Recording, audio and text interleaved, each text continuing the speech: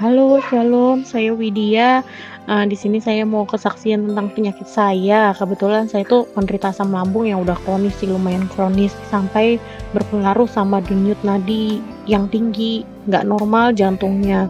Terus pada hari Jumat, tanggal 15 Januari 2021, tiba-tiba saya ngerasain sakit yang luar biasa di ulu hati, kayak rasa ditusuk gitu.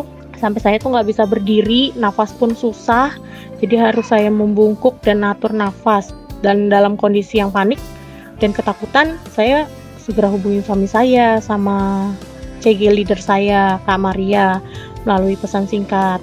Namun keduanya centang satu, belum terkirim gitu. Kemudian saya terpaksa kirim pesan WA ke Kak Luki, suaminya Kak Maria, dan saya bilang sama Kak Luki, Kak tolong bantu saya doa Kak, karena saya ngerasa ulu hati saya sakit sampai susah nafas. Kemudian Kak Luki nggak lama saya kirim pesan itu langsung ngejawab, langsung Kak Luki bilang, ya Widya, saya doakan oleh belu-belu Yesus Widya sudah sembuh. Nah, Kak Luki kemudian mengirim link YouTube-nya ke saya dengan pesan agar sempat waktu mengikuti acara tersebut. Beberapa jam kemudian saya lihat link YouTube yang dibagikan dan saya benar-benar kayak dijamah Tuhan gitu. Setelah ikut YouTube firman dan doa, walaupun nggak secara live, tapi saya ngerasain benar-benar urapan Tuhan tuh benar-benar menjamah saya selama pujian dinaikkan, dan sampai saya tuh sujud nyembah Tuhan. Sampai satu momen saya ngerasa seperti ada tangan yang remas bagian lambung, dan akhirnya saya bisa sendawa dan merasa lega, serta sakit yang saya rasain perlahan-lahan berkurang tuh. Dan saya percaya bahwa Tuhan telah bekerja dan menyembuhkan sakit saya. Demikian kesaksian saya. Kiranya nama Tuhan dimuliakan dan ditinggikan lewat pertolongan dan mujizatnya buat kita semua setiap hari. Tuhan Yesus memberkati. Jangan lewatkan firman dan doa setiap hari Kamis pukul 7.30 malam bersama Pendeta Samuel Muji dan Pendeta Lanitan, live melalui Instagram, YouTube, dan Facebook PS Lanitan. Untuk permohonan doa dan kesaksian, Anda dapat direct message di Instagram @pslanitan. Kita ada sesuatu yang berbeda, karena kita kalau yang lalu pertanyaannya cuma ditanya begitu saja. Tapi yang kali ini kita pakai permainan dan kita namakan Mission Pingpong. Loh. Wafer itu digambarkan seperti seorang pria, sedangkan bakmi digambarkan seperti seorang wanita. Wafer itu seperti kotak kan tadi, yang saya katakan tadi. Artinya kalau ngajak ngomong pria itu harus kalau ngomong ya satu topik aja dulu. Kalau bakmi mau ngomong dari mana aja, kapan aja, cerita yang dulu dan sekarang dan selamanya nggak mungkin ya, itu bisa. Nah itu perbedaan kita. Kalau pria satu-satu, kalau kita bisa ngomongnya bebarengan dengan topik yang beda-beda. Temukan perbedaan antara wafer dan bakmi di full video table of content di YouTube @PS Lanitan. Shalom Bapak Ibu Saudara, tidak sabar rasanya masuk di bulan Maret. Karena di bulan Maret ini kita akan membahas tema besar kita adalah tentang keluarga selama ibadah online di bulan Maret. Keluarga yang berbahagia tentulah menjadi impian buat setiap kita semua. Kami rindu Bapak Ibu Saudara, setiap Anda juga mengalami yang namanya keluarga yang berbahagia. Karena itu kita akan bahas setiap minggunya di bulan Maret tentang keluarga. Dan di dalam bulan Maret ini, saya dengan Pastor Lani akan berkhotbah bersama-sama di dalam tema keluarga ini. Karena itu saya ingatkan untuk subscribe dan juga jangan lupa nyalakan lonceng notifikasi di YouTube GMS Jatim Bali Nusa, supaya ketika setiap ibadah online kita diupload, setiap Anda akan menerima pemberitahuannya. Dan Anda juga dapat mengakses melalui gms.church/streaming/Jatim Bali Nusa Aus. Sampai jumpa di bulan Maret Bapak Ibu Saudara. Tuhan Yesus memberkati. Shalom setiap jemaat Tuhan yang ada, welcome home. Saya percaya setiap orang yang hatinya haus dan lapar untuk menanti-nantikan Tuhan, dia akan mendapatkan kekuatan yang baru. Dan saya percaya di dalam ibadah ini, setiap firman Tuhan yang ada akan menjadi firman Tuhan yang mengenyangkan setiap kerohanian kita, menjadi firman Tuhan yang membangun setiap kita. Dan Bapak Ibu Saudara, jangan lupa bagi Anda yang belum tergabung di Connect Group kita sampai dengan hari ini masih berlangsung secara online. Anda dapat daftarkan diri Anda lewat nomor yang ada di layar kaca Anda. Dan saya percaya setiap orang yang bergabung di Connect Group juga, mereka akan belajar saling mengasihi, belajar saling melayani satu dengan yang lainnya. Dan jangan lupa untuk subscribe YouTube GMS Church Jatim Bali Nusa untuk mendapatkan setiap update yang ada dalam setiap kegerakan di regional Jawa Timur kita ini. Dan setiap orang yang datang di dalam ibadah, jangan lupa untuk kita membawa persembahan kita kepada Tuhan. Persembahan dapat dilakukan secara transfer lewat QR Code dan rekening yang ada di layar kaca Anda. Bapak Ibu Saudara, kita siap untuk mengikuti setiap ibadah yang ada. Amin. Mari saya pimpin di dalam doa. Bapa di surga, kami mengucap syukur untuk hari ini kami semua dapat bersama-sama hari ini mengikuti ibadah secara online ini. Tuhan, kami percaya kami tidak dapat dipisahkan oleh jarak. Sekalipun ini secara online, hadirat Tuhan akan melawat setiap kami. Hati kami haus dan lapar akan Engkau ya Tuhan. Kenyangkan kami oleh setiap kebenaran firman-Mu. Dan kami bukan hanya sekedar mau menjadi pendengar firman Tuhan. Tapi ketika kami mendengar setiap kebenaran firman-Mu ini, kami mau menjadi pelaku-pelaku kebenaran firman-Mu. Urapi kami semua di dalam nama Tuhan Yesus. Kita semua yang antusias untuk mengikuti ibadah bersama-sama dengan saya katakan. Amin.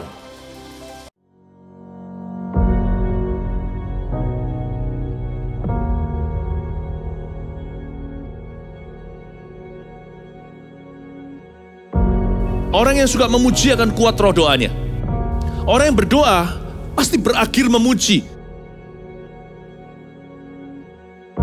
Karena Allah bertata di atas pujian. Siapa memuji, Allah mengatasi hidupnya.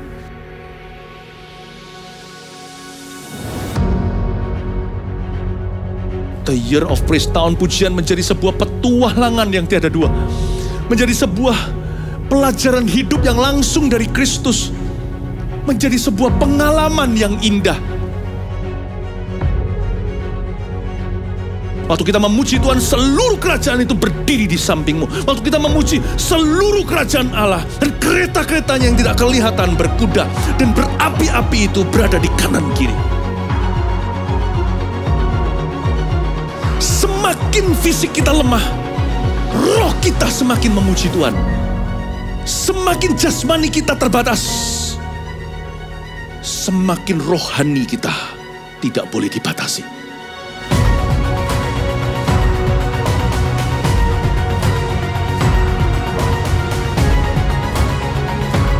Welcome to the Year of Praise and Provision. Mari kita mengizinkan Tuhan merajut rancangan yang belum pernah kita bayangkan.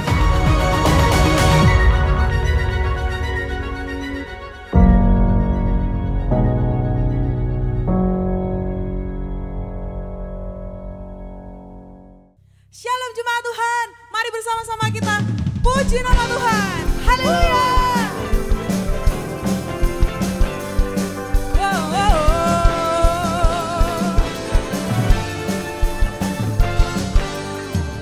Karyamu mempesonaku, kau angkatku dari kelam, kasih tulus memberi warna.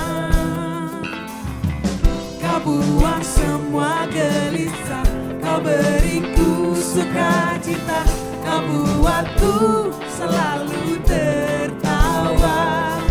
Kau taruh lagu baru dalam hatiku, mulutku bersorak memuji namamu. Dari hatiku mengalir pujian bagimu, oh sukacita, rohmu hadir di sini. Dan ku menari memuji di hadapanmu Yesus, sukacita, rohmu hadir di sini.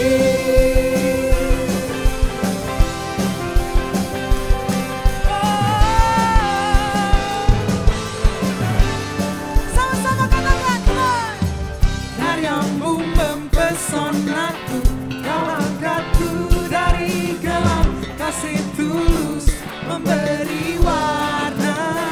Kau buang semua gelisah,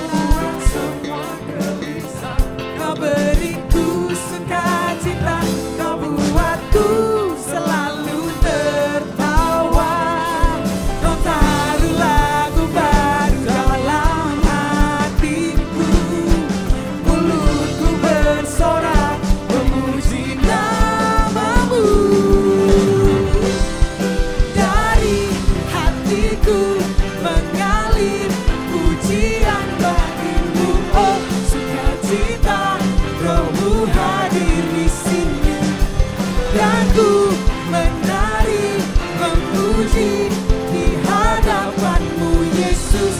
Sukacita Roh-Mu hadir di sini.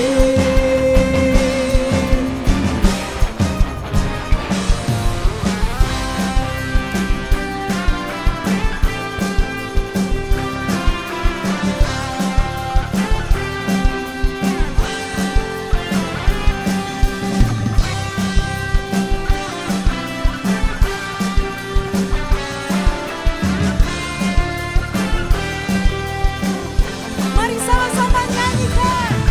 La la la la la la la la la la la la. Haleluya. La la la la la la la la la la la la la. Haleluya. Dari hatiku mengalir pujian bagimu, oh sukacita Roh-Mu hadir di sini. Dan ku menari memuji di hadapan-Mu Yesus. Sukacita Roh-Mu hadir di sini.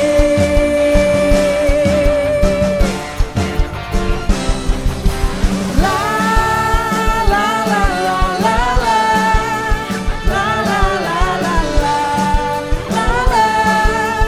Haleluya. La la la la la la la la la la la la la. Roh-Mu hadir di sini. Haleluya. Yes Tuhan. Come on, mari berikan hatimu, suaramu lebih lagi bagi Tuhan. Katakan haleluya.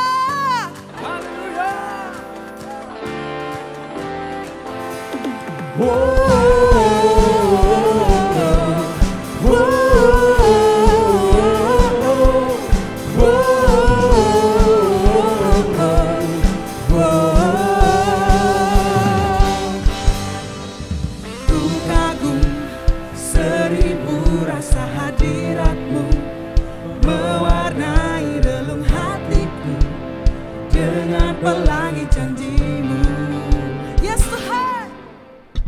Terpana, tertegun aku dibuat-Mu, sebab Kau bukan Allah yang jauh, selalu di dekatku. Hadir-Mu mengubah sifatku, menyinari kegelapanku, tak dapat ku melukiskannya. Hadirat-Mu, Hadir-Mu. hadir-Mu mengubah sifatku, menyinari kegelapanku, tak dapat ku melukiskannya. Hadirat-Mu, Sama-sama katakan. seribu rasa.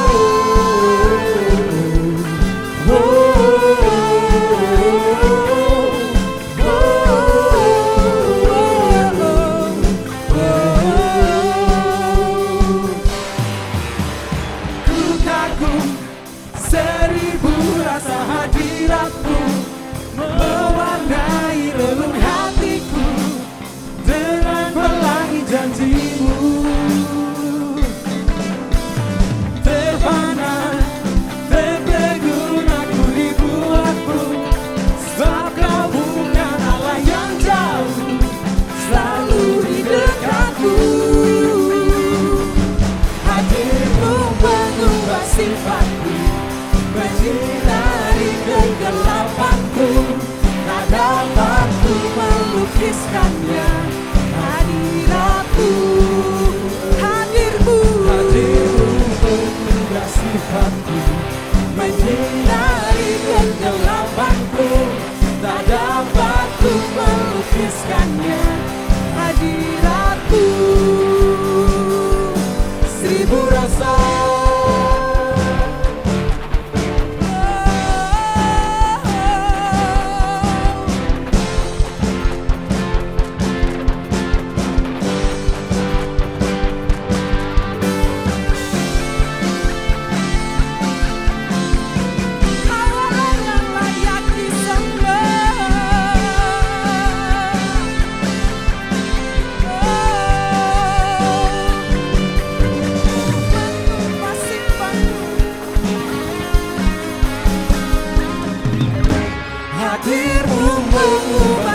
sifatku, menyinari kegelapanku.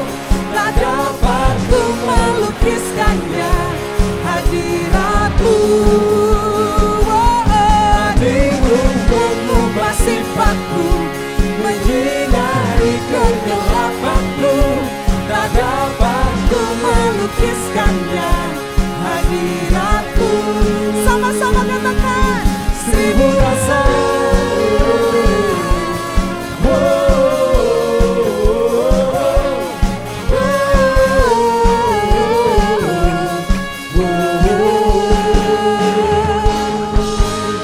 Beri kemuliaan bagi Tuhan. Haleluya. Haleluya.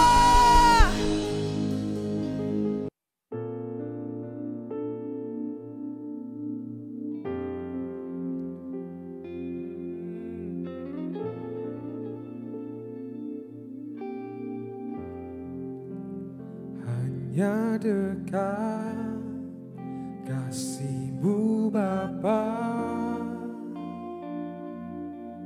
jiwaku pun tentram. Engkau menerimaku dengan sepenuhnya. Walau dunia melihat rupa,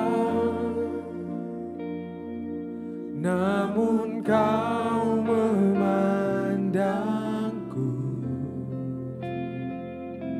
sampai ke kedalaman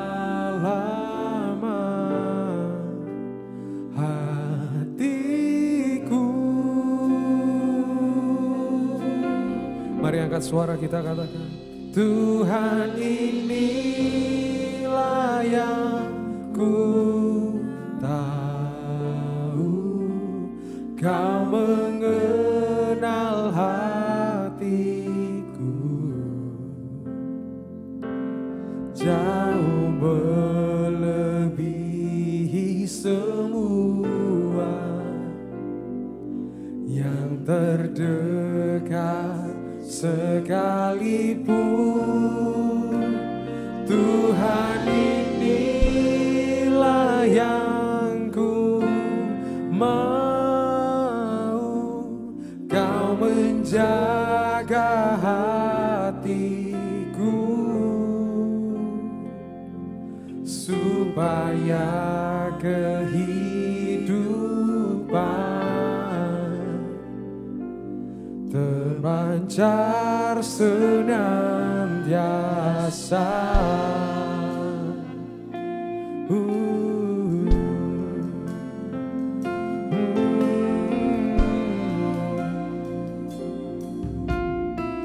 Katakan, hanya dekat kasih-Mu Bapa, jiwaku pun tentram. Yes. Engkau menerimaku dengan sepenuhnya. Walau dunia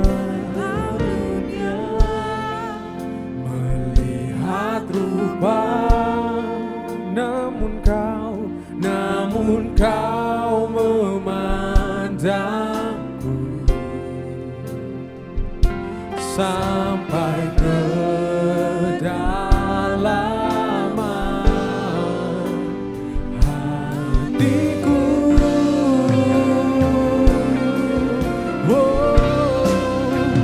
Tuhan inilah yang ku tahu, Kau mengenal hatiku. Yes, Lord. Jauh melebihi semua yang terdekat sekalipun. Tuhan inilah yang ku mau,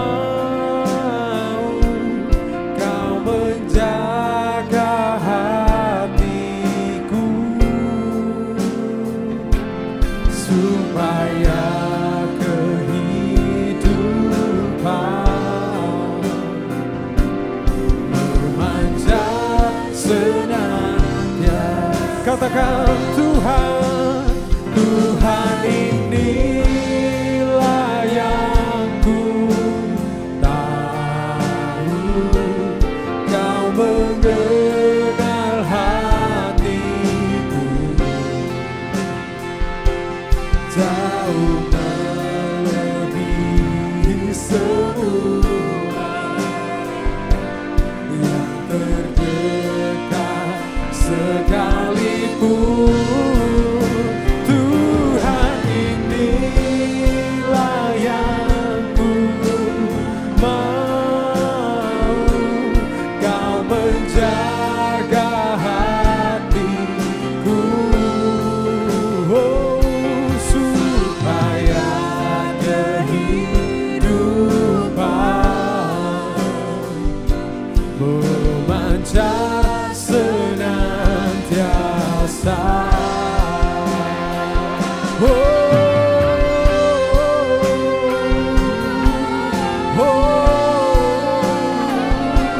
Kami mau Tuhan, Kau yang di hati kami.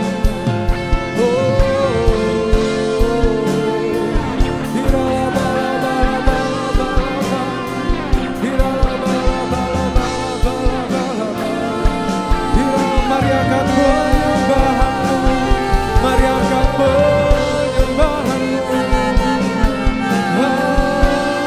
Haleluya Tuhan.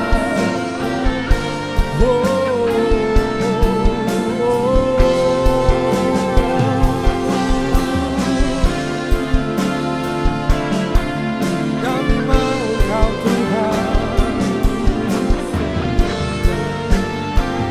Katakan Tuhan inilah, Tuhan inilah yang ku tahu.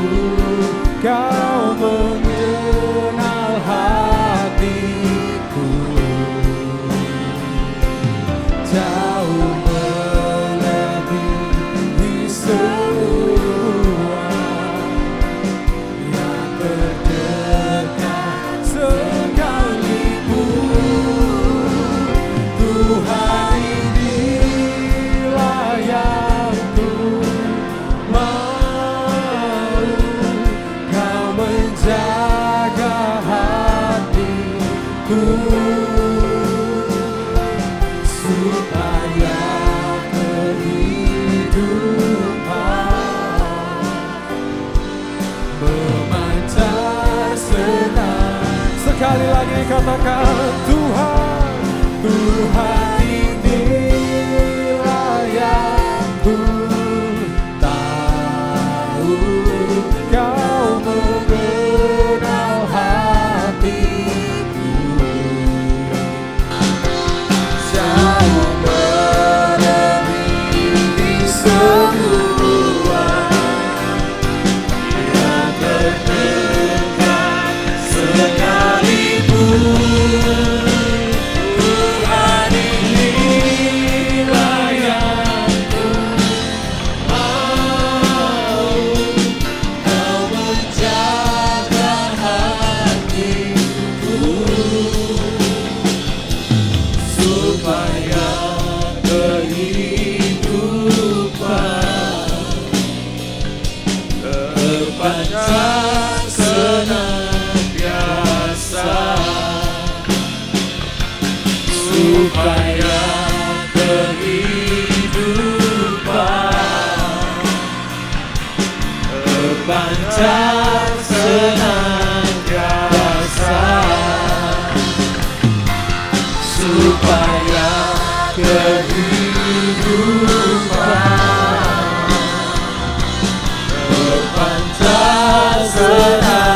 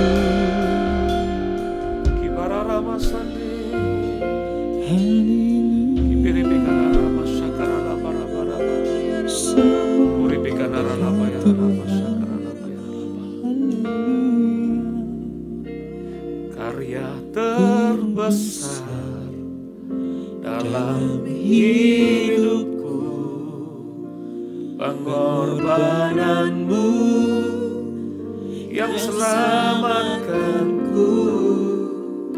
Engkaulah harta yang tak ternilai yang ku miliki dan ku hargai.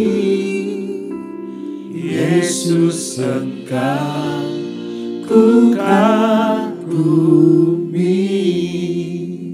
Karya terbesar dalam hidupku, pengorbananmu yang selamatkanku.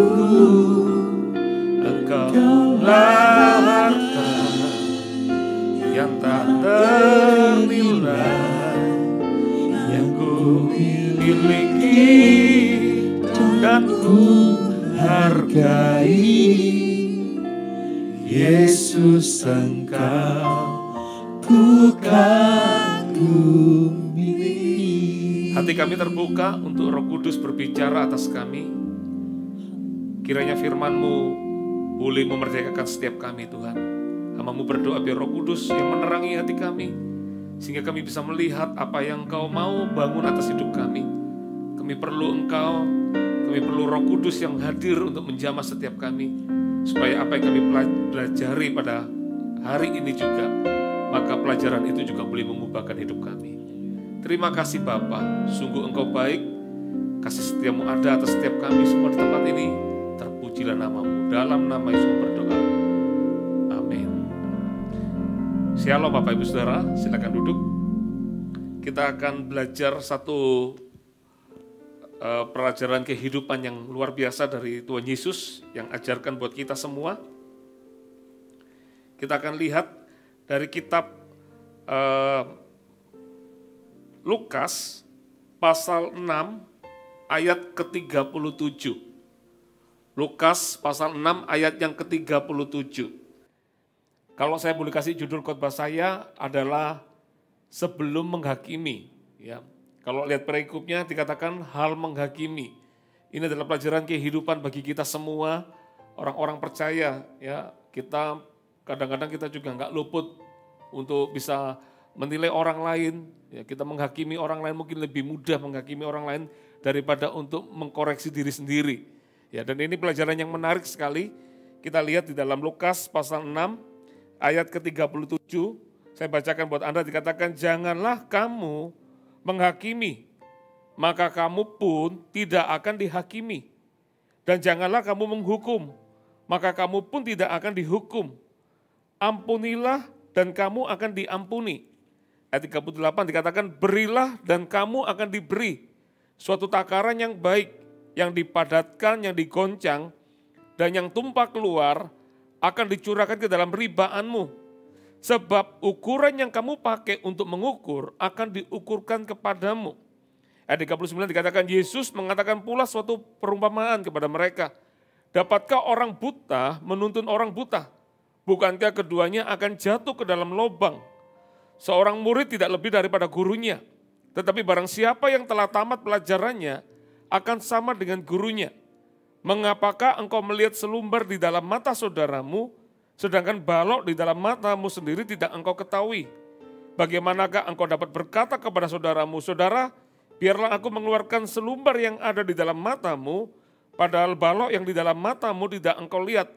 Hai orang munafik, keluarkanlah dahulu balok dari matamu, maka engkau akan melihat dengan jelas untuk mengeluarkan selumbar itu dari mata saudaramu. Saudara, ini pelajaran yang sangat menarik sekali tentang menghakimi. Ya, karena menghakimi selalu bisa menyerang siapapun. Orang lebih mudah melihat kesalahan orang lain daripada melihat kesalahan diri sendiri, saudara. Dan ini menarik sekali. Makanya saya kasih judul khotbah saya adalah sebelum menghakimi. Ya, jadi kalau kita mau menilai seseorang, kalau kita mau menghakimi, karena gini, menghakimi itu beda dengan memberikan masukan. Ya, mungkin tujuannya sama, mungkin tujuannya pasti berbeda dari apa yang saya sampaikan ini. Kalau yang menghakimi itu sudah pasti memberi label kepada orang. orang itu seperti itu, orang itu ya memang orang itu buruk segala macam. Ya. Beda dengan orang yang tahu bahwa mungkin itu orang perlu ditolong, mungkin karena dia punya kelakuan seperti itu. Makanya kita ingin kalau kita dasarnya baik, kita bukan melabel orang, tapi kita akan memberi masukan yang baik. Ya, dan kita akan mengingatkan kalau orangnya nggak berubah ya itu sudah mereka dengan Tuhan. Tapi bagiannya kita jangan berdosa. Ya, karena menghakimi ini bisa menyerang siapapun. Ya, makanya Yesus kasih kata-kata ini kepada kita, mengingatkan kita, hati-hati dengan menghakimi. Ya. Dan perhatikan saudara, sebelum kita menghakimi, saya temukan ada 3 hal yang kita akan pelajari saudara. Yang pertama, kalau kita mau menghakimi seseorang, yang pertama catat baik-baik, kita perlu mengkoreksi diri kita apakah sudah benar. Ya. Kalau kita mau menghakimi orang, Anda dan saya ini harus cek dulu di hidupnya. Kita ini sudah benar enggak? Jangan-jangan ketika kita melihat orang lain, makanya ayatnya luar biasa. Balok di mata kita nggak bisa lihat. Tapi selumbar di mata orang lain, kita kepingin keluarkan itu dari mata orang itu. Kenapa orang bisa melihat selumbar, padahal balok di mata kita sendiri itu cukup besar. Kalau selumbar lebih kecil, tapi kenapa orang lebih mudah melihat orang lain?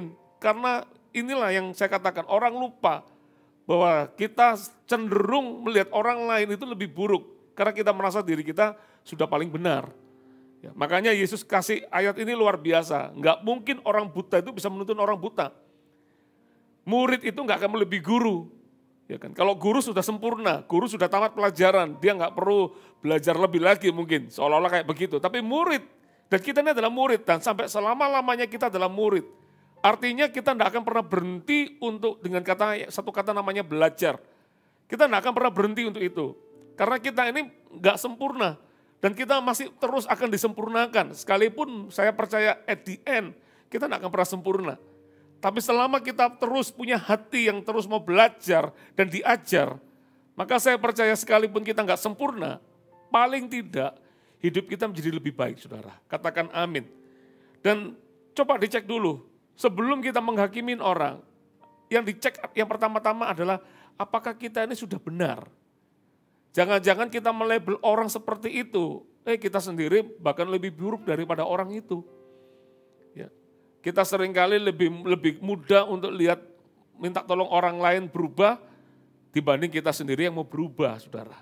Coba lihat satu ayat yang menarik sekali, coba lihat di dalam Yohanes pasal 8, ayat 3 sampai 11.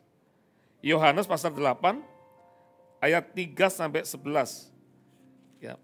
Ini peristiwa menarik tentang perempuan yang kedapatan berzina. Coba lihat Yohanes pasal 8 ayat yang ke-3 dan sampai ayat yang ke-11. Saya bacakan buat Anda.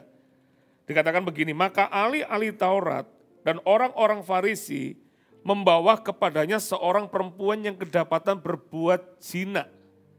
Mereka menempatkan perempuan itu di tengah-tengah, lalu berkata kepada Yesus, Rabi, perempuan ini tertangkap basah ketika ia sedang berbuat zina. Musa dalam hukum Taurat memerintahkan kita untuk melempari perempuan-perempuan yang demikian. Apakah pendapatmu tentang hal itu? Mereka mengatakan hal itu untuk mencobai dia, supaya mereka memperoleh sesuatu untuk menyalahkannya. Tetapi Yesus membungkuk lalu menulis dengan jarinya di tanah. Ya, ada tafsiran mengatakan Yesus ketika dia membungkuk menulis jarinya di tanah itu, dia nggak menulis sekedar tulisan, tapi dia menulis tentang 10 perintah Allah. Ya, jangan membunuh, jangan mencuri, jangan bersaksi dusta, hormatilah ayah ibumu. Dia tulis di sana.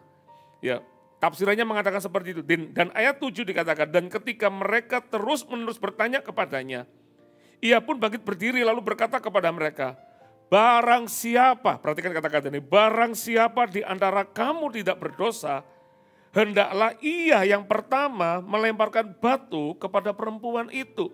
Ini menarik sekali, karena kebanyakan orang di zaman itu, mereka sudah sangat berambisi selain mereka mencobai Tuhan Yesus, tapi mereka semua kalayak ramai di waktu itu, mereka sudah berambisi sekali untuk melempari batu, karena memang seperti hukum di perjanjian lama. Orang yang kedapatan zina maka akan dirajam. Mereka sudah berantusias untuk lempar batu si wanita ini. Dan luar biasanya Yesus bertanya, barang siapa, perhatikan kata-kata tadi dikatakan, barang siapa di antara kamu tidak berdosa, hendaklah ia yang pertama melemparkan batu kepada perempuan itu. Lalu ia membungkuk pula dan menulis di tanah. Ayat 9 perhatikan, tetapi setelah mereka mendengar perkataan itu, pergilah mereka seorang demi seorang mulai dari yang tertua. Akhirnya tinggallah Yesus seorang diri dengan perempuan itu yang tetap di tempatnya. Aneh ya, orang sudah berambisi untuk mau bunuh seseorang dengan lempar batu, ya karena menganggap perempuan itu adalah dosanya luar biasa, dengan ambisinya yang begitu besar, tiba-tiba ketika Yesus berkata, siapa yang tidak pernah berdosa, baiklah ia yang pertama kali melempar batu. Alkitab mengatakan dari yang putih rambutnya, dia taruh batunya dan dia pergi meninggalkan. Dan tidak ada seorang pun yang berani melempar batu. Kenapa saudara? Karena setiap orang mulai koreksi diri pribadi. Iya ya, ternyata saya ini juga gak sebaik dia juga. Saya juga pernah melakukan dosa. Mungkin orang berkata, ada yang berkata bahwa dosa saya gak lebih besar daripada orang itu. Tetap namanya dosa is dosa. Namanya kesalahannya tetap kesalahan. Ya kan? Dan ketika orang mulai cek kepada dirinya, kedapatan bahwa kita gak layak juga untuk menghakimin orang. Karena kita tahu bahwa kita juga tidak kebenaran. Kita sendiri bukan orang yang super alim. Mungkin kita juga bisa tersandung dalam kehidupan kita. Makanya ketika kita bisa mengingat diri kita dulu, kita tidak akan lebih mudah menghakimin orang. Hanya orang-orang yang merasa dirinya benar dan orang lain bersalah, maka orang itu bisa menghakimi. Ya, makanya dicek dulu di hidup kita, apakah kita ini sudah benar kalau kita mau menghakimi orang. Jangan-jangan kita menilai orang, menghakimi orang, kita sendiri sama juga dengan orang itu sebetulnya. Ya, cuman karena kita pura-pura kita merasa lebih hebat aja, makanya kita bisa begitu. Jangan saudara. Lihat apa yang dilakukan oleh Yesus. Ayat 10 dikatakan, lalu Yesus bangkit berdiri dan berkata kepadanya, hai perempuan, di manakah mereka? Tidak adakah seorang yang menghukum engkau? Jawabnya, tidak ada Tuhan. Lalu kata Yesus, aku pun tidak menghukum engkau. Ini menarik sekali. Yesus dicobai oleh setan, tapi dia enggak berdosa. 3 kali dicobai, 3 kali tidak berdosa. Yesus seharusnya adalah orang yang paling layak untuk menghukum wanita ini. Tapi yang luar biasa dari Yesus apa? Dia berkata bahwa aku pun tidak menghukum engkau. Pergilah dan jangan berbuat dosa lagi. Mulai dari sekarang. Wow, luar biasa. Yang sempurna, dia adalah guru, rabi. Dia tidak punya dosa sama sekali. Justru dia pun juga tidak menghakimin orang. Ini luar biasa sekali. Bagaimana dengan kita? Kita ini masih murid saudara. Kita masih orang biasa juga. Ya, tapi seringkali kita gagal di situ. Kita merasa kita bisa menghakimin orang dengan enak, seenak kita. Padahal kita tahu bahwa kita ini bukan Tuhan. Tuhan aja yang berhak untuk menghakimi wanita itu di zaman itu. Tuhan pun tidak menghakimi. Ini luar biasa sekali. Ya ingat-ingat, sebelum kita menghakimi seseorang, coba dicek. Diri kita apakah sudah benar? Apakah diri kita ini sudah memang tidak ada dosa di diri kita? Kalau kita berkata tidak ada dosa di diri kita, ya berarti Anda mungkin akan menghakimi orang seperti itu. Tapi menurut saya juga tidak. Karena tetap lihat Alkitab tadi berkata apa? Kita ini adalah orang buta. Tidak mungkin orang buta bisa menuntun orang buta. Kita sendiri ini masih kotor. Ada banyak hal yang perlu diubah di hidup kita. Makanya kita harus koreksi. Makanya ingat satu lagu dikatakan, selidiki aku, lihat hatiku, apakah ku sungguh mengasihimu. Yesus, kita yang menyelidiki hati kita. Jangan selidiki orang lain. Kita yang dicek di hidup kita. Apakah kita memang sudah benar? Atau jangan-jangan kita yang perlu diubah, saudara. Sampai di sini Anda bisa menangkap sesuatu. Ingat ya, sebelum Anda menghakimi orang, ingat dicek di dalam diri kita. Apakah diri kita ini sudah layak untuk menilai orang lain, menghakimin orang. Sedangkan diri kita sendiri masih banyak hal yang perlu diubah, saudara. Ya, yang kedua, sebelum kita menghakimi yang kedua, dikatakan begini, kalau kita mau menghakimin orang, ingat-ingat, harus diingat, apa yang kita tabur akan kita tuai. Apa yang kita perbuat hal yang baik maupun hal yang buruk yang kita lakukan itu selalu ada yang namanya hukum tabur dan tuai di hidup kita. Coba lihat di dalam kitab Markus tadi, ya, Lukas pasal 6 tadi ayat 37 dikatakan begini. Janganlah kamu menghakimi, maka kamu pun tidak akan dihakimi. Dan janganlah kamu menghukum, maka kamu pun tidak akan dihukum. Ampunilah dan kamu akan diampuni. Berilah dan kamu akan diberi. Suatu takaran yang baik, yang dipadatkan, yang digoncang, dan yang tumpah keluar akan dicurahkan ke dalam ribaanmu. Perhatikan kata-kata ini. Sebab ukuran yang kamu pakai untuk mengukur akan diukurkan kepadamu. Ini menarik sekali. Hati-hati di dalam penghakiman. Saat kita menghakimi seseorang, sekalipun mungkin orang itu nggak tahu waktu kita melakukannya, apapun yang kita lakukan, yang kita perbuat, itu tercatat juga. Makanya betul seperti kata firman Tuhan, apa yang kamu ikat di bumi akan terikat di surga. Waktu kita melepaskan, kelihatannya itu mungkin gak ada orang yang tahu mungkin. Kita memberikan label kepada orang itu mungkin. Tapi justru hati-hati, apa yang kita taruh kepada orang lain, kita sendiri yang menuainya saudara. Kalau Anda mau menuai yang baik, jangan menabur yang buruk. Kalau Anda mau menerimanya yang bagus, ya jangan menabur yang jelek-jelek di dalam kehidupan Anda. Dan ini yang paling mengerikan, ukuran yang kamu pakai akan diukurkan kepadamu. Janganlah kamu, apa tadi dikatakan, janganlah kamu menghukum, maka kamu pun tidak akan dihukum. Apa yang kita lakukan di muka bumi ini, nanti ada masanya, kita akan dituntut olehnya. Ada pengadilan yang Allah punya nanti. Apa yang kita lakukan, nanti kita akan mempertanggungjawabkan semua apa yang kita perbuat. Saya jadi ingat sebuah ayat, kalau Anda buka di dalam Matius pasal 5 ayat 22, Matius 5 ayat 22 dikatakan, tetapi aku berkata kepadamu setiap orang yang marah terhadap saudaranya harus dihukum. Siapa yang berkata kepada saudaranya kafir harus dihadapkan ke mahkamah agama. Dan siapa yang berkata jahil harus diserahkan ke dalam neraka yang menyala-nyala. Ini yang luar biasa. Melakukannya di bumi, tapi menuainya juga di akhirat. Ada pengadilan tinggi di situ nanti. Kita akan dituntut olehnya. Makanya harus diingat, sebelum kita menghakimi seseorang, harus diingat-ingat. Itu juga akan diukurkan kepada kita, saudara. Makanya harus diingat-ingat. Takutnya kita tuh jangan takut karena ada orang. Takutnya kita bukan karena ada CCTV. Tapi takutlah karena kita tahu ada Tuhan di hidup kita, saudara. Dan setiap apa yang dikerjakan oleh seseorang, itu akan dituainya. Makanya harus hati-hati. Ketika kita mengukur orang, mungkin saya katakan mungkin tadi lebih jauh lagi karena hubungannya dengan pengadilan dari Tuhan.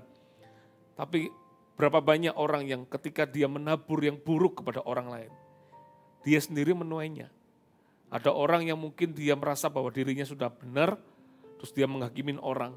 Enggak taunya ketika dia menghakimin seseorang, bukan orang itu yang membalas, tapi orang yang lain akhirnya menjadi menghakimi orang itu juga. Kenapa? Ya karena apa yang ditabur oleh orang itu yang dituainya. Jadi harus diingat-ingat, sebelum kita menghakimi harus diingat, ada yang namanya tabur dan tuai. Ada yang namanya ukuran yang diukurkan kepada kita. Makanya kita harus berubah di situ saudara. Katakan amin. Yang ketiga, yang terakhir. Kalau kita mau menghakimi, perhatikan kata-kata yang ketiga. Ingatlah bahwa kita adalah orang-orang yang juga menerima pengampunan. Ya. Hanya orang-orang yang mengingat bahwa dirinya oleh karena anugerah Tuhan, oleh karena kemurahan Tuhan, maka orang itu bisa lebih mawas diri, mengingatkan dirinya lagi bahwa kita adalah produk anugerah dari Tuhan. Kita adalah kasih karunia yang dari Tuhan. Kita boleh ada hari ini bukan karena kita.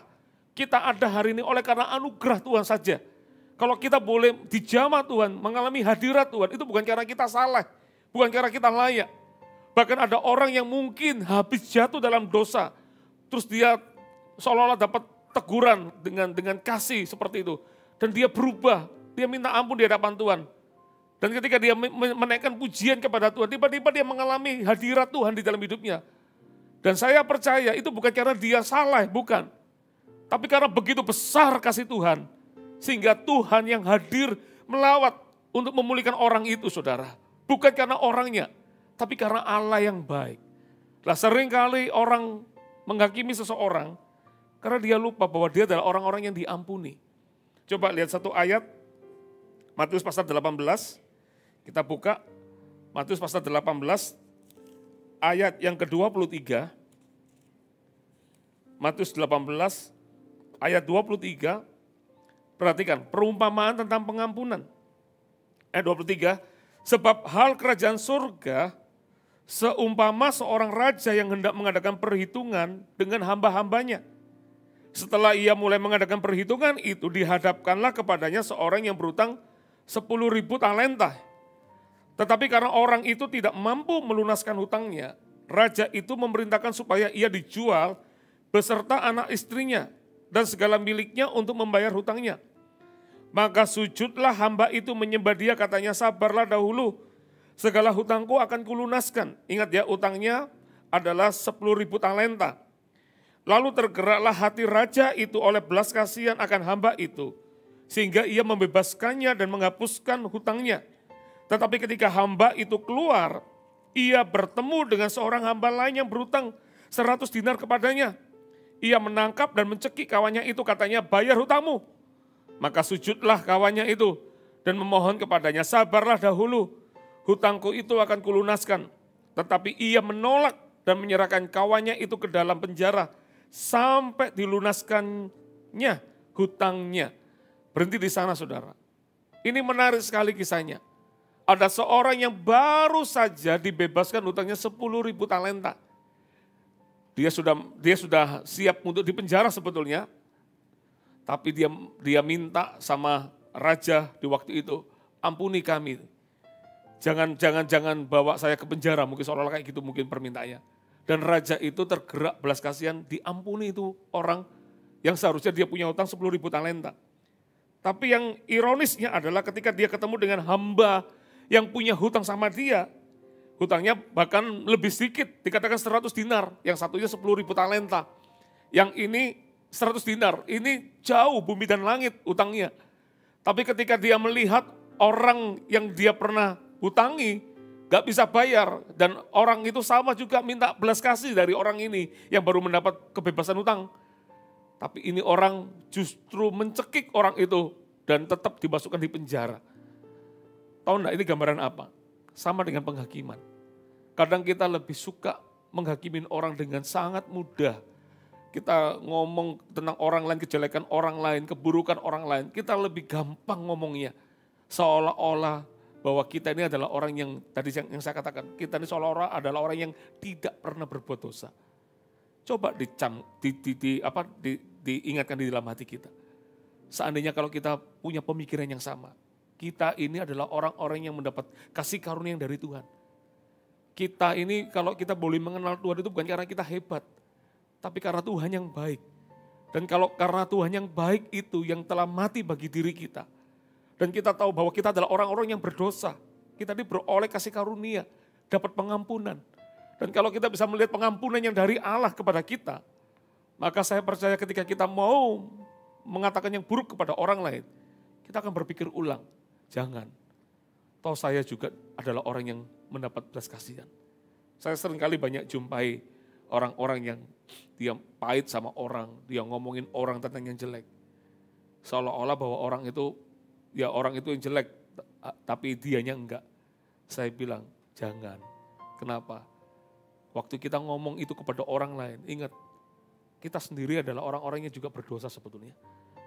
Kita adalah orang-orang yang beroleh kasih karunia. Ya.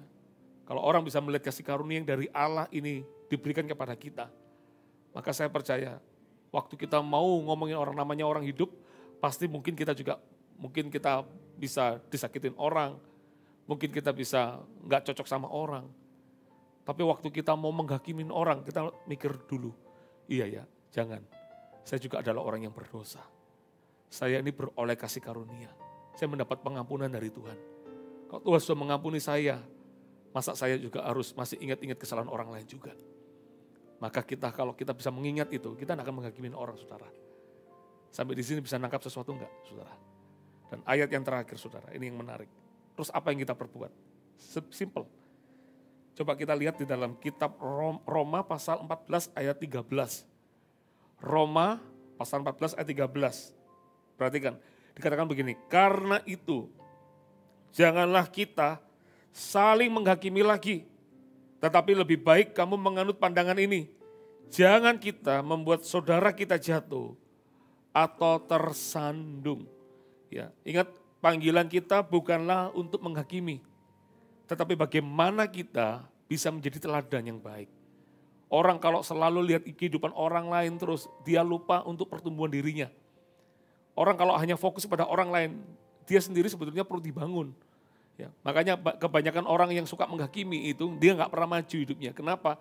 Ya karena dia sibuk melihat orang lain, padahal dirinya yang perlu dibangun. Kalau dirinya dibangun, fokusnya kepada dirinya untuk dibangun. Untuk menjadi a better person, untuk menjadi orang yang lebih baik lagi dalam karakter dan apapun juga. Ketika dia fokus pada dirinya, maka saya percaya ketika dia fokus, kehidupan dia akan menjadi lebih baik. Dan ketika kehidupannya menjadi lebih baik, itulah yang dikatakan tidak membuat jadi batu sandungan si orang lain. Inspirasi orang lain.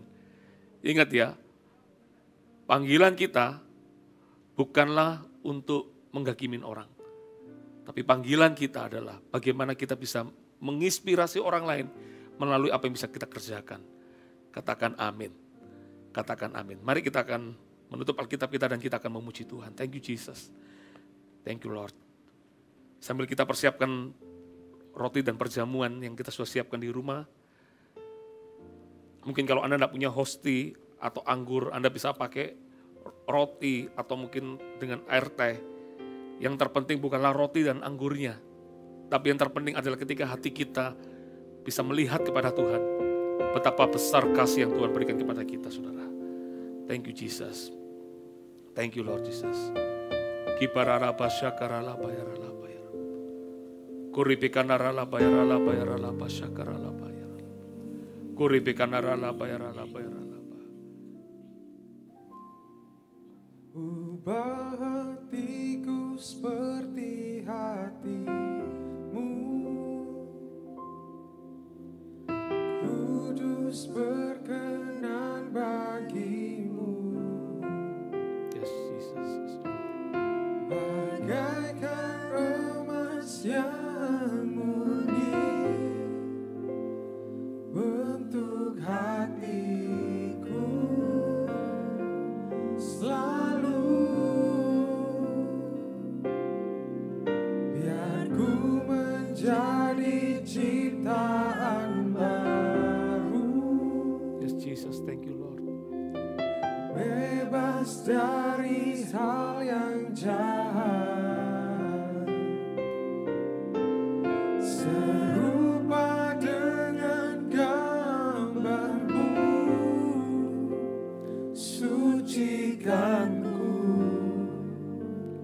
kuduskan hatiku, Tuhan.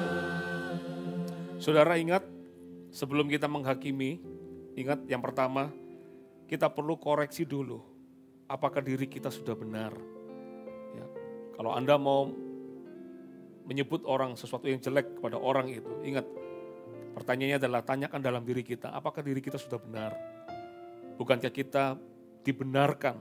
Bukan karena kita, tapi karena Allah yang baik telah membenarkan kita. Dan sebelum Anda menghakimi seseorang, harus diingat, apa yang kita tabur akan kita tuai. Kalau kita mau menuai yang baik, jangan menabur yang buruk. Ya. Kalau Anda mau menuai yang baik, taburlah kebaikan. Jangan menilai orang lain. Ingat, balok di mata orang lain. Artinya apa? Seringkali kita lebih mudah melihat, bukan balok, selumbar di mata orang lain. Itu seringkali kita lebih mudah melihat, padahal selumbar itu kecil banget. Kenapa selumbar bisa dilihat? Padahal Alkitab jelas berkata, Yesus berkata, dia adalah Tuhan, berkata bahwa balok di mata sendiri aja gak kelihatan. Ya, artinya melihat orang lain, kesalahan orang lain jauh lebih mudah. Tapi harus diingat, ketika kita ngomong sesuatu yang jelek kepada orang lain, apa yang kita tabur, itu akan kembali kepada kita. Ukuran yang kita taruh kepada orang lain, itu juga yang akan diukurkan kepada kita, saudara. Makanya harus hati-hati. Be wise di dalam berkata-kata. Be wise di dalam menilai seseorang. Karena kita pun juga akan dinilai olehnya. Ya saudara. Yang ketiga harus ingat, ketika sebelum menghakimi, apa yang harus diingat? Ingatlah bahwa kita adalah orang-orang yang mengalami pengampunan yang dari Tuhan. Ya, Tuhan itu baik buat kita. Kita sudah dibebaskan. Mana ada orang yang gak berdosa, termasuk saya. Saya adalah orang yang berdosa. Kalau ada orang tanya sama saya, kamu siapa? Kalau saya boleh cerita, saya siapa? Saya adalah seperti sampah yang gak berharga. Tapi Tuhan itu baik. Tuhan memungut saya dari sesuatu yang tidak berharga, yang dibuang oleh orang mungkin. Tapi Tuhan bersihkan saya di situ. Dan Tuhan pandang saya layak untuk melayaninya. Seringkali saya juga berkata, Tuhan layakkan aku, mampukan aku. Saya bukan orang hebat. Saya dari orang-orang yang diangkat oleh Tuhan aja. Bukan karena kuat gagah saya, tapi semua oleh karena kebaikan Tuhan. Makanya harus diingat, hidup ini karena anugerah Tuhan saja. Kita ini beroleh pengampunan. Dan kalau orang beroleh pengampunan yang dari Tuhan, tentunya dia akan bisa punya kasih karunia juga kepada orang lain. Dalam hidup selalu aja namanya gesekan, beda pendapat, itu biasa saudara. Tapi yang harus diingat adalah kita ini adalah orang-orang yang mendapat kasih karunia. Kalau kita mendapat kasih karunia itu, maka saya percaya, maka ketika kita lihat orang lain mungkin bisa bersalah dengan kita, atau mungkin melakukan kesalahan kepada kita mungkin lebih ada apa ya, istilahnya ada hal kapasitas hati yang lebih besar di situ. Kita mungkin bisa marah, bisa sedih, tapi kita ingat, iya ya, hidupku juga karena anugerah Tuhan. Makanya kita bisa lebih mudah untuk tidak menghakimin orang. Kita mungkin cuma berkata, ya sudah aku mengampunimu, aku memberkatimu. Itu jauh luar biasa saudara. Ya, ingat, sebelum menghakimi, cek dulu diri kita. Apakah kita sudah layak dan benar. Mari naikkan satu lagu ini sekali lagi. Kibaralaba sakaralaba. Kuribekanarala bayarala basikiri bekanarala. Kuribekanarala bayarala bayarala bayarala basikiri bekanarala bayarala. Kuribekanarala bayarala bayarala bayarala basikiri bekanarala bayarala bayarala. Katakan, ubah hatiku. Ubah hatiku seperti hatimu. Kudus berkenan bagimu. Bagaikan emas yang murni, bentuk hatiku selalu. Biar ku menjadi cintaan baru, bebas dari semua yang jahat, serupa dengan gambarmu, sucikan ku, kuduskan hatiku. Ubah hatiku seperti hatimu, kudus berkenan bagimu. Bagaikan emas yang murni, bentuk hatiku selalu.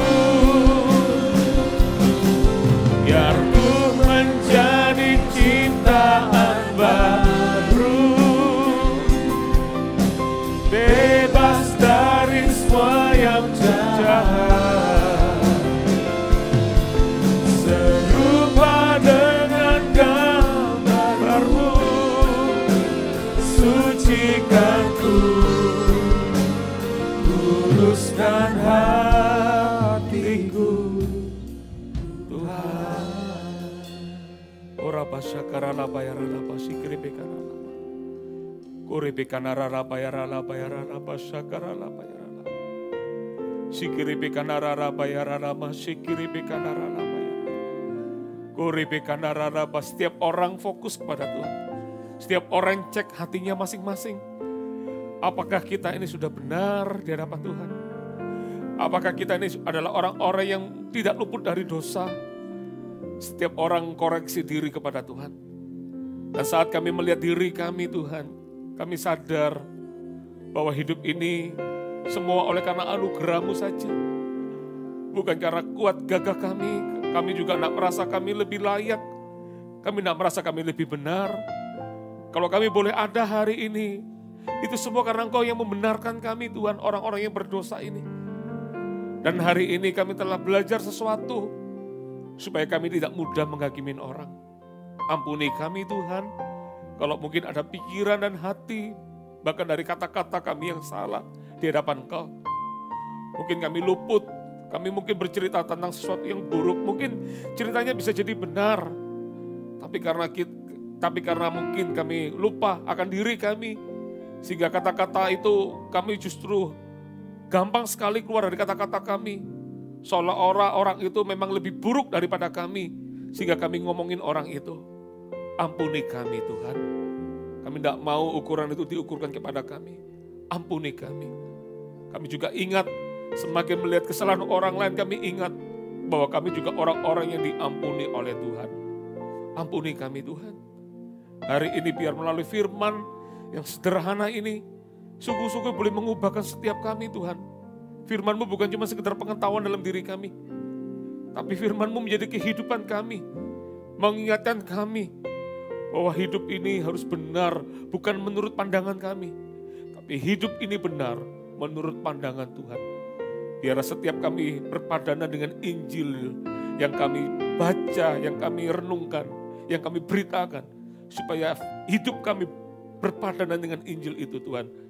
Supaya ketika kami nanti pulang ke rumah Tuhan suatu hari nanti, kami juga beroleh kasih karunia. Karena kehidupan kami berubah menjadi lebih baik lagi.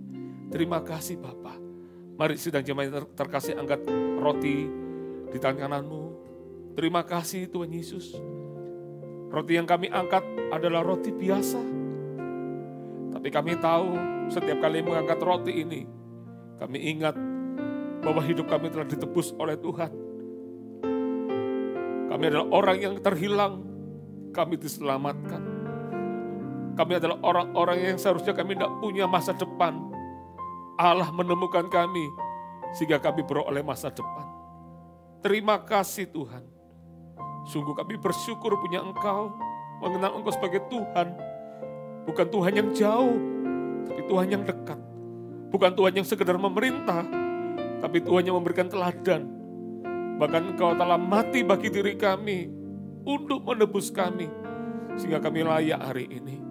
Sungguh kami bersyukur Tuhan. Terima kasih Tuhan buat pengorbanan-Mu. Ingatkan kami selalu setiap kali mengangkat roti ini, bahwa hidup ini oleh karena Tuhan. Hidup ini oleh karena kebaikan Yesus. Terima kasih Bapa. Sidang jemaat terkasih, roti yang kita angkat memang roti biasa. Tapi bukannya kita percaya waktu kita memecahkan dan kita memakannya, kita bersekutu dengan tubuh Kristus. Makan dengan ucapan syukur dalam nama Yesus Tuhan.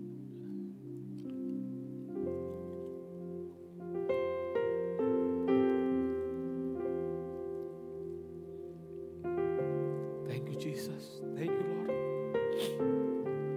Terima kasih Tuhan. Makasih Bapa. Kibarala masyakara. Kibarala pasyakara namara. Kibiribikana ramasyakara. Mari angkat cawan, ditaruh di tangan kananmu dan taruh tangan kirimu di dada. Ora pasyakara lapayara lapaya. Sigiribikana ramasyakara namara. Kibiribikana ramasyakara lapayara lapaya. Ora pasyakara lapayara lapaya.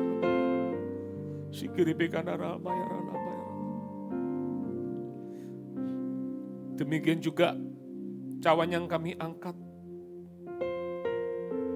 memang berisi anggur biasa. Tapi kami tahu setiap kali mengangkat cawan ini, kami ingat bukan dengan emas perak Allah menebus kami, tapi dengan nyawanya sendiri Allah menebus kami. Karena kami berharga bagi Dia. Terima kasih Bapa. Setiap kali mengangkat cawan ini kami ingat bahwa hidup ini bukan milik kami lagi, tapi hidup ini milik Kristus. Jadikan kami tawanan Roh-Mu, supaya dimanapun kami berada, kami boleh memberitakan kabar baik yang daripada Engkau. bukan cuma dengan perkataan saja, tapi juga dengan kehidupan yang menjadi terang bagi setiap orang yang kami jumpai. Terima kasih Bapa di surga. Terima kasih Tuhan Yesus. Cawan yang kami angkat memang anggur biasa, tapi kami percaya waktu kami meminumnya, kami bersekutu dengan darah Kristus yang sudah mengutuskan pelanggaran kami semua. Minumlah dengan ucapan syukur dalam nama Yesus Tuhan. Thank you Jesus. Hatiku seperti hatimu, kudus berkenan bagimu. Bagaikan emas Yang murni bentuk hatiku selalu, biar ku menjadi ciptaan baru, bebas dari semua yang jahat, serupa dengan gambarmu, sucikanku, kuduskan hatiku, ubah hatiku seperti hatimu, kudus berkenan bagimu. Bagaikan emas yang murni bentuk hatiku selalu, biar ku menjadi ciptaan baru,